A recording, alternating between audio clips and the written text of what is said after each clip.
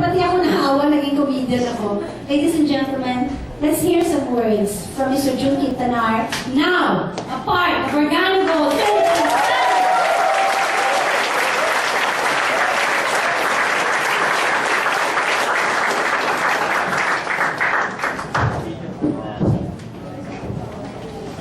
Good morning, OG!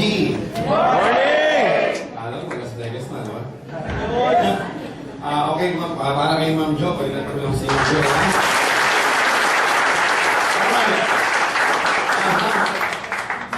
Hindi ko alam mga sabihin ko kasi, ang alam ko, I was only given 5 minutes na, no? 5 minutes na ba? Magsasend lang ako. Kasi ma'am, sa totoo lang, ang problema ko pag naibig kasi nahirapan ako mag-talk na walang masali sa 5 minutes eh. Ma'am, pwede ba mga 5 hours ba? Okay, anyway, no, good morning po sa inyo lahat. Morning! Okay, alam nyo, ang dami-daming tao nagsasabi na totoo ba ako na sa Organo Gold talaga? Ano ba tingin nyo? Wala ba? Wala pa! Baka anino lang yan. Gusto ko na muna sabihin dito mga sa share ko sa kanila.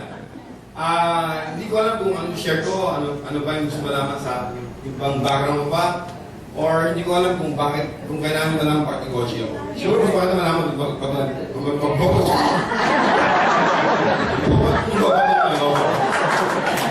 Anyway, ito, alam nyo, nung sumali ako sa OG, yung grupo namin, sumali kami just last week. Alright? And alam nyo ba, merong laging may sinasabi mga tao na, alam mo, sobrang ng swerte naman nakakuha kay June Quintanar. By the way, ang happening ko dito, no, si Coach Limuel.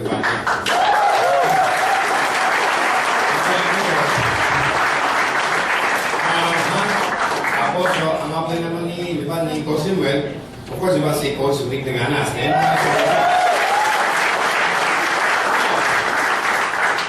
Nung bago ako mag-join sa OG, sinasabi ng mga taong na swerte rin si Limuel, swerte rin mga taong maging happening ko raw. Hanggang nag-join ako, nadidirig yun. Alam nyo, siguro para sa akin, hindi ko point tanggapin na swerte sila eh. Alam nyo bakit? Alam nyo bakit? Ang totoo. Ayaw ako ganito, ha? Yun. Okay na ako, nandito na ako. Alam nyo bakit? Ang totoong swerte, ako at ang grupo namin. Yes! Seriously! Kasi imagine mo, kung hindi ako na-example ng mga tao ko, di wala kami sa OG ngayon. Kasi kung ano man yung kitain nila, dapat na kasi we deserve it. Alam niyo mga kaibigan, nakita mo yung people, di ba, kanina? Siguro nakita mo medyo, ako talaga yun, wala iba. Kasi mga natututa kayo na ako talaga, tumaba na ako ng 20 pounds, okay? Mas payat ako doon. O di ba, mas malalim, mas guwapo ngayon. Okay? Kagaya niya, di ba? Sinasabi ng mga tao sa akin, swerte naman itong taon to. So, abang swerte ko rin doon sa inabot ko sa buhay. Do you think yung nangyari sa buhay ko, swerte? Hindi. What do you call that? Ang tawag doon? Palagay niyo. Hard work. Exactly. I call it blessing. Alam mo ang blessing ng blessing? Blessing is, no, ito yung combination ng opportunity plus yung hard work mo. Yes. Correct? Kasi imagine mo, ang dami-daming tao, nag-iinit na ako. Sabi ko, tayo mong yelo, baka hindi ko tumigil mo, ha? Ama, pagkakat, isabihin mo lang sa akin, ha? Anyway, ang daming tao, di ba? Ang daming kong taong nakasabay 17 years ago. By the way, matagal na ako sa networking business. Hindi ko ako bago ako sa OG. Pero sa networking industry, 17 years na ako. I started very young, age 5. Now, I'm 22, period.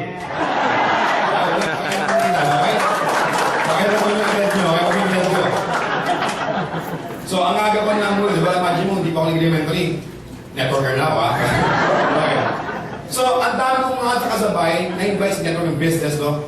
By the way, yung first company ko sinala yung Forever Living. And this company talagang sobrang amazing. And ang dami sumali. Pero yung pagsaya namin, yun yung blessing. Kaya kung ano naging kami ngayon, yun yung resulta ng ginawa namin sa blessing na binigay sa amin. Nakanyo? So, yun yung sabi ko. Again, gusto ko lang sabihin sa inyo, lahat tayo swerte. Hindi lang yung kumuha sa akin, hindi lang kami. The mere fact na kayo nakasama sa #1 company sa buong mundo ngayon, lahat tayo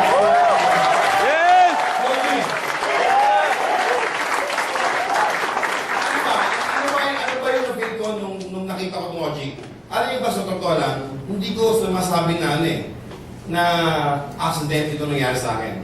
Kasi I believe wala naman talaga accident.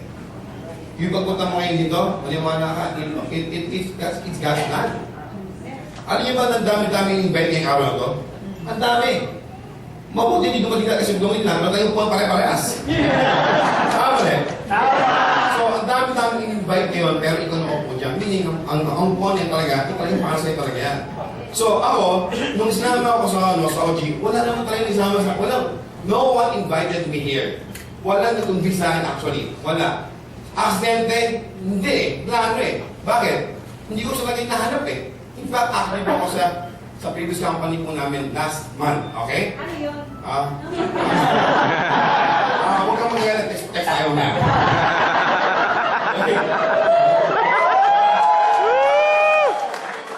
Number ko, 0918. Tapos yung last 7, wala mo na lang. Mamaya pa, promise. Ayun, ito pa. Isa kasi yung oras ko. Alam nyo, so yun, nakakatawa kasi, ang plano ko talaga din sa grupo ni Apple Limuel, ni Coach Limuel, parang gusto niya magputulong sa akin mag-train sa mga grupo niya. Mag-train daw. Sabi ko, sige, dahil hindi naman ako matangit, kasi hindi ako si Limuel eh. Sabi ko, sige bro, pero, pwede ba, mag-train ako pero one time lang. Saka gusto ko yung mga labinin, mga 20 people lang, hindi marami. Sabi niya, baka pwede sandaan. O sige, 99. So, okay na kami sa usapan namin. Yung deal, okay na lang, everything is set na. Kaya lang, nung bago ako mag-train sa grupo niya in December, sinabi ko sa kanya, hindi ba dapat, Limuel, bago ako mag-train sa grupo mo, hindi ba mas dapat kung malaman kung anong negosyo mo muna? Kasi ang bakit naman ka ng tsura ko, nung habang mag-train sa kaulin mo, na yung produkto mo hindi ko alam. Walang tawa.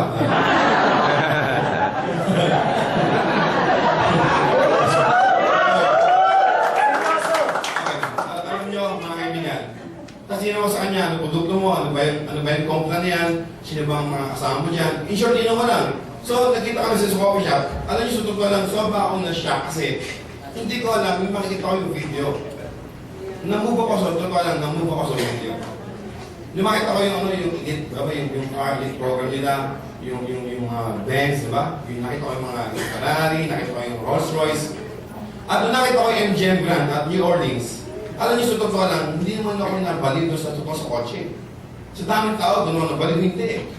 Ang sobrang naging palaisip pa sa akin, paano nagawa ng isang company doon ng 4 na taon pa lang at nagsimula pa sa Philippines eh.